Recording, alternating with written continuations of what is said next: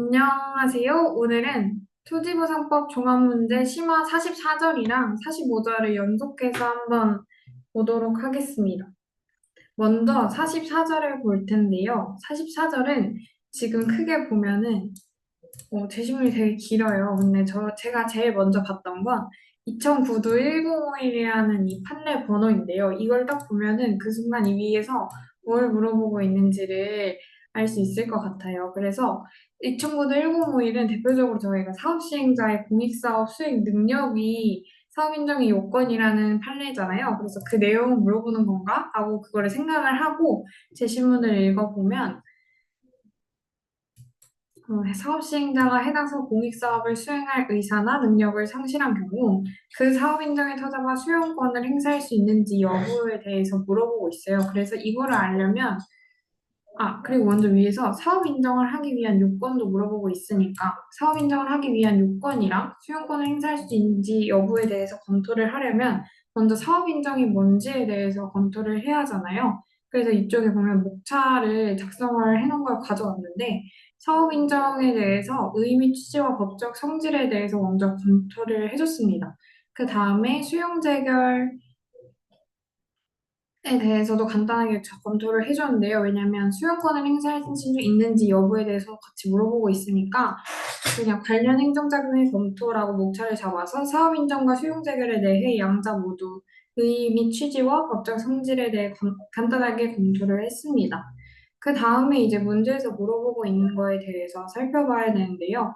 문제에서 사업 인정을 하기 위한 요건을 물어보고 있고 그 요건 중에서 사업 인정의 터자 사업 시행자의 공익사업 수행 능력에 관해서 물어보고 있잖아요. 그래서 그거에 대해서 사업 인정을 하기 위한 요건 아래 세부 목차로 요건 네 가지가 있는 걸 먼저 설명해 주고 그 마지막에 사업 시행자의 공익사업 수행 능력에 관한 판례의 태도를 작성을 해준 다음에 만약에 이게 없을 경우 수용권을 행사 가능한지 여부에 대해서 판례와 검토를 목차를 잡아서 작성을 해줬습니다. 그 다음에 물음 2번에 대해서 잡은 목차를 먼저 살펴볼 텐데요. 일단은 여기서 지금 나오는 행정자금이 또 새로 나오는 게 이의 신청이 나오고 취소 소송이 나와요. 그래서 관련 행정자격의 검토라고 해서 이의 신청이랑 취소 소송에 대해서 간단하게 먼저 봤습니다.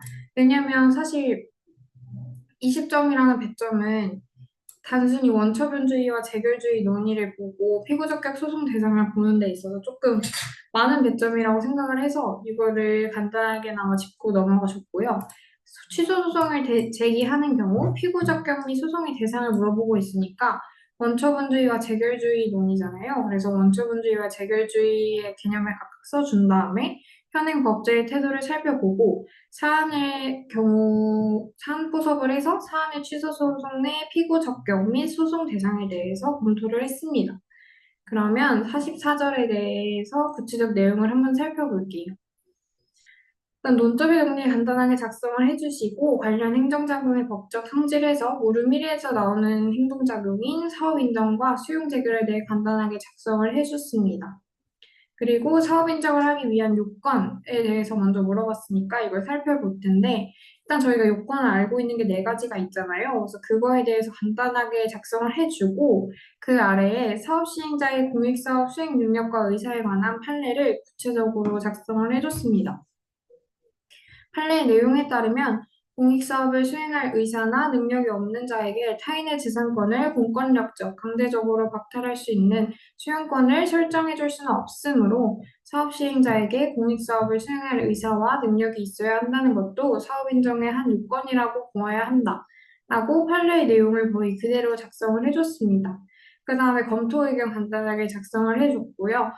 그러고 물은 밀에서 마지막으로 물어보고 있는 게 사업 시행자가 공익사업 수익 능력 의사를 상실한 경우 수용권 행사 가능한지 여부를 묻고 있습니다. 근데 판례 이 2009도 105의 판례에서 판결 요지 부분이 나뉘어지는데 그 두 번째 부분이 지금 이 물음에 대한 답이 될 수 있거든요. 그래서 그 두 번째 부분에 대한 내용을 써줬습니다. 판례 내용은 공용수용은 헌법의 재산권 보장 요청상 필요한 최소 한도에 그쳐야 한다는 점을 비추어 볼 때, 사업 시행자가 해당 공익사업을 수행할 의사나 능력을 상실하였음에도 여전히 사업 인정에 기하여 수용권을 행사하는 것은 수용권에는 공익 목적에 반하는 수용권의 남용에 해당하니까 허용되지 않는다라고 작성을 해주고 검토 목차를 잡아서 작성을 해줬습니다. 판례를 작성을 할 때는 반드시 검토 목차를 잡아서 판례를 정리하던가 본인의 의견을 첨언하는 것을 항상 추천드립니다. 그 다음에 사안의 해결을 작성해줬습니다. 사안의 해결에서 물론 위의 내용에 대해서 요약을 하는 것도 중요하지만 물음 1에서 지금 사업인정과 수용재결에 관한 내용이잖아요. 그래서 저는 사업인정과 수용재결이 피주인공자의 재산권에 얼마나 큰 영향을 미치는지, 그래서 그게 왜 중요한지에 대해서 작성을 해줬습니다. 내용을 요약함과 동시에 이런 현장의 내용, 현장의 이야기 같은 점들을 써주는 게 저는 좋다고 생각을 해서 그렇게 작성을 해줬습니다.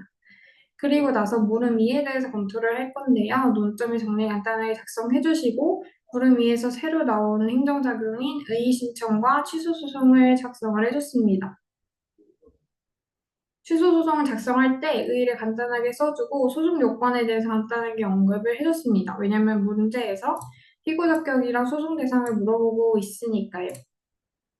그리고 나서 피고 적격이랑 소송 대상을 검토하려면 원초분주의와 재결주의 논의에 대해서 해봐야 되니까 의의를 먼저 작성을 해줬는데요. 원초분주의랑 원초분과 재결 모두에 대해서 소를 제기할 수는 있으나 원초분 취소 소송에서는 원초분의 위법을 다퉈야 하고 재결의 고유한 위법에 대해서만 재결 취소 소송을 제가 다투도록이라 했는데 인정하도록이라고 쓰는 게 좀 문맥상 맞을 것 같아요. 그리고 재결주의는 재결에 대해서만 소송을 제기할 수 있도록 하는 것이다라고 작성을 해준 다음에 현행 지금 우리 법제의 태도를 작성해줬습니다. 일단 규정의 측면에서 봤을 때 행정소송법 19조가 재결 취소 소송을 재결에 고유한 위법이 있을 경우에만 인정하고 있고 토지부상법 83조의 이의신청이 임의적 절차이고 85조 1항의 내용이 34조에 따른 재결에 불복할 때라고 규정하고 있어서 그 세 규정에 비추어 보았을 때 원처분주의 입장을 취하고 있다라고 요약을 해서 작성을 해줬습니다. 그리고 판례 또한 작성을 해줬는데요. 2008도 1504 판결에서 수용재결에 불복해서 취소소송을 제기하는 때에는 재결에 고유한 위법이 있을 경우를 제외하고는 중앙토지 수용회를 해당 수용재결을 한 토지수용위원회를 피고로 수용재결의 취소를 구해야 한다. 그리고 밑에는 이의재결 자체에 고유한 위법이 있을 경우 어떻게 해야 하는지를 작성을 해줬습니다. 판례를 작성했으니까 밑에 검토목차 또 작성을 해줬고요. 사안 포섭해서 사안의 피고 적격과 소송 대상에 대해서 검토를 해준 다음에 사안의 해결을 작성했습니다. 이거 사안획을 작성할 때 물론 위의 내용 아까처럼 요약을 해주는 것도 있지만 원처분주의와 재결주의 중에서 명시적으로 입장을 취한 그 이유와 구체했을 때 어떤 효과가 발생하는지 취지 측면에서 작성을 해주려고 노력을 했던 것 같습니다. 그리고 이어서 45절 볼게요. 45절은 2011도 7007 판결 내용인데요. 2011도 7007 판결이 뭐냐면 사실상 사도의 사실상 사도의 요건 중에서 1호, 2호 요건에 대한 해석을 보여주는 판례예요. 그래서 그거를 생각한 다음에 밑에 소문을 읽어보면 이거는 판례 내용이 아니죠. 토지보상액에 대해 불복하고자 할 때 권리구제 수단이니까 이의신청이랑 보상금 증감 청구 소송이 있을 거니까 그 내용 그냥 자세하게 20점 분량에 맞게 작성을 해주시면 될 것 같고요. 그 다음에 토지보상법 제26 실행규칙 26조 1항 2호 사실상 사도의 요건을 설명해줘야 되니까 자재건조에 대해서 5점 분량으로 작성을 해줍니다. 근데 사실 자재건조만으로는 5점 분량이 절대 안 채워질 걸 아니까 이때 저는 사실상 사도의 의의를 먼저 작성을 해주고 요건을 작성해준 다음에 3번 사안의 경우라고 해서 지금 위에 제시문에 나와 있는 도로가 사실상 사도에 해당하는지에 대해서 사안 포섭을 해서 작성을 해줬습니다. 문제마다 사안 포섭을 해서 자세하게 작성을 해줄수록 완성도가 높은 답안이라고 느껴질 것 같아서 최대한 사안 포섭을 많이 하려고 노력을 했습니다. 그 다음에 물음 3번에서는 1호 요건에 대해 판단 기준을 물어보고 있는데요. 1호 요건이 뭐냐면 도로 개설 당시 토지 소유자가 자기 토지 편익을 위해 스스로 설치한 도로인지 여부, 계목 소위주인 그 판례 부분에 대해서 물어보고 있는 거니까 그걸 작성을 해줄 거고요. 그다음 이건 2호 요건. 토지 소유자가 타인의 통행을 제한할 수 없는 도로. 근데 이거는 의미랑 판단하는 기준에 대해서 물어보고 있어요. 근데 배점이 5점인 걸 봤을 때 의미와 판단 기준을 분설해서 작성을 해주는 것이 득점에 유리할 것이라고 좀 생각이 돼서 의미와 판단 기준을 오른쪽에 나누어서 작성을 해주었습니다. 그 다음에 이거는 뭐 사안을 포섭해봐라 이런 취지의 내용인 것 같아서 마지막에 1호 충족 여부, 2호 충족 여부, 그 다음에 소결을 작성을 해줬습니다. 사실 문제집에서는 이 부분의 목차가 이거 두 개 요건을 한 번에 목차를 잡아서 여기에 해당하는지 아닌지에 대해 작성을 해주고 있는데 저는 구체적으로 작성을 할수록 좋을 것 같고 사실 이 위에 보면은 사실상 사도 요건에 대해서 5점, 배점이 좀 큰 부분이 많은 것 같아서 이 요건도 사실 5점만큼 쓸 분량이 없는데 그런 걸 물어보고 있는 거니까 사안 포섭을 분량을 좀 늘려서 구체적으로 작성을 해줬습니다. 그래서 이 내용을 먼저 살펴보자면요.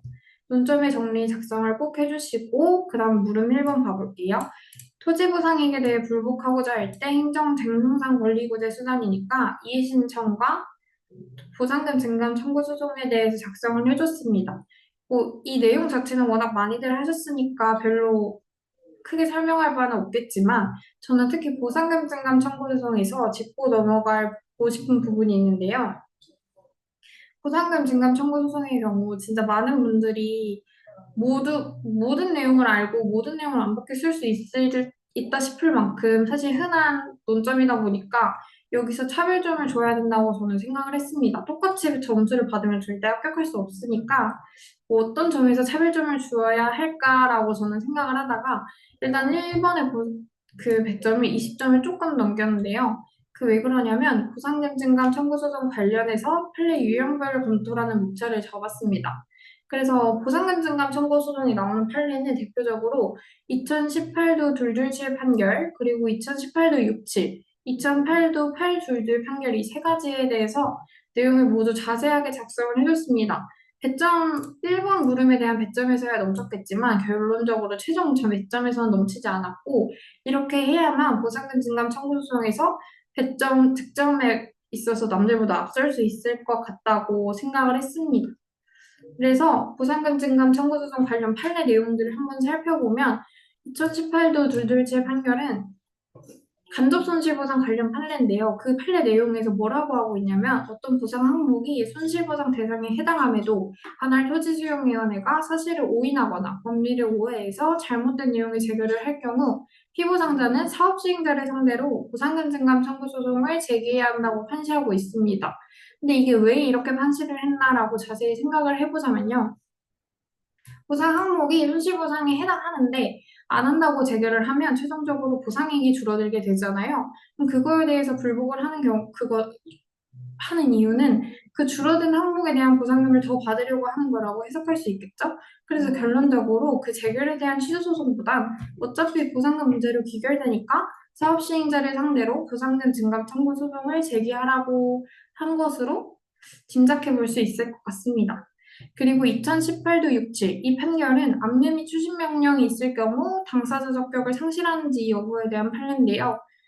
그 박사님 항상 수업 시간에 말씀하셨던 눈을 가리고 보시기 그런 판례인데 그 부분을 작성하지 않았고 손실보상금 채권에 대해 압류 및 추심 명령이 있더라도 토지 소유자는 보상금 증감 청구 소송을 제기하고 수행할 당사자 적격을 상실하지 않는다. 라고 간단하게 작성을 해줬습니다. 그리고 2008도 팔둘둘 판결을 마지막으로 작성했는데요.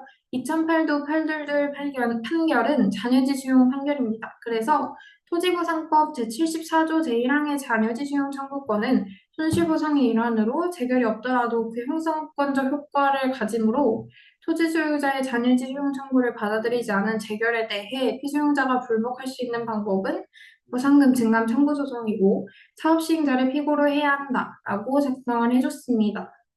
그 다음에 사안의 경우라고 작성을 해줬는데요. 이것도 배점을 못 채울 것 같아서 최종적으로 이 40점이라는 배점을 못 채울 것 같아서 갑자원산업 주식회사가 이의신청이랑 부상금증감 청구 소송으로 불복할 수 있다라고 간단하게 그냥 마무리해주고 다음 물음으로 넘어갔습니다. 그래서 물음에서 사실상 사도의 요건에 대해서 물어보고 있으니까 사실상 사도의 의의를 먼저 살펴보고 자재 건조 요건을 다음 목차로 작성을 해줬습니다. 그 다음에 시행규칙 26조 1호 요건, 물음 3에서 물어보고 있는 시행규칙 26조 1호 요건. 1호 요건은 도로 개설 당시 토지 소유자가 자기 토지의 편익을 위해 스스로 설치한 도로에 해당한다고 하려면 그 도로로 제공된 부분으로 인해 나머지 가치가 증가해서 도로로 제공된 부분을 낮게 평가해도 그 전체적으로 정당 보상의 원칙에 어긋나지 않는다고 볼 만한 객관적 사유가 있어야 하는데 그거는 도로의 계목소유주인을 통해서 종합적으로 판단해야 한다라는 그 판결의 내용을 구체적으로 작성을 해줬습니다. 이 1호 요건에 대한 판단 기준은 박사님이 말씀하셨던 대로 아직 시험에 나온 적이 없다고 하셨으니까 해당 판단 기준에 대한 판례 부분을 거의 통으로 외우시는 걸 추천드립니다. 그리고 시행규칙 26조 2항 2호의 의미 및 판단 기준, 여기 물음 4번에서 물어보고 있는 건데요. 의미와 판단 기준에 대해서 물어봤으니까 의미와 판단 기준을 분설해서 목차를 잡아줍니다.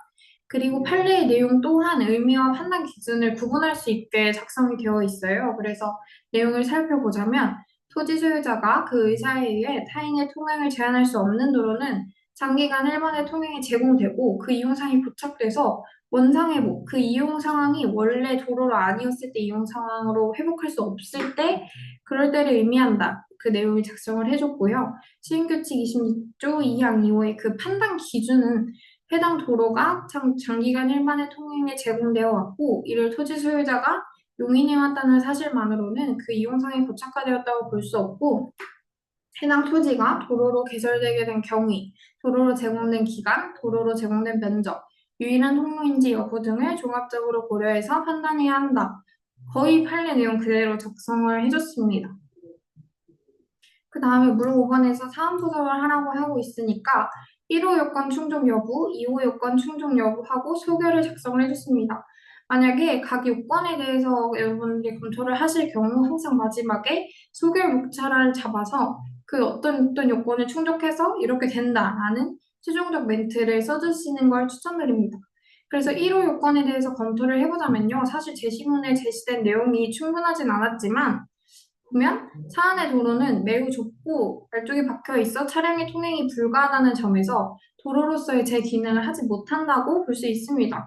그러면 이러한 도로로 인해서 이러한 제 기능을 못하는 도로로 나머지 토지의 가치가 증가되었다고는 당연히 생각할 수 없으니까 시행규칙 26조 제2항 제1호에 토지 소유자가 자기 토지 편익을 위해 스스로 설치한 도로에 해당하지 않는다고 판단된다라고 작성을 해줬습니다. 그리고 2호 요건에 대해서 검토를 해줬는데요. 2호 요건은 토지 소유자가 그 의사에 의해 타인의 통행을 제한할 수 없는 도로인데 이거는 판례에 따르면 해당 토지가 장기간 일반의 통행이 제공되어 왔고 토지 소유자가 용인해 온 것을 전제로 설명을 하기 시작합니다. 근데 지금 사안에서 보면 이거를 그 갑이 용인한다고 볼 수 없다고 나와 있어요. 그래서 용인해온 것을 전제로 지금 판례는 얘기를 하고 있으니까 시행규칙 26조 2항 2호에 해당하지 않는다고 판단된다.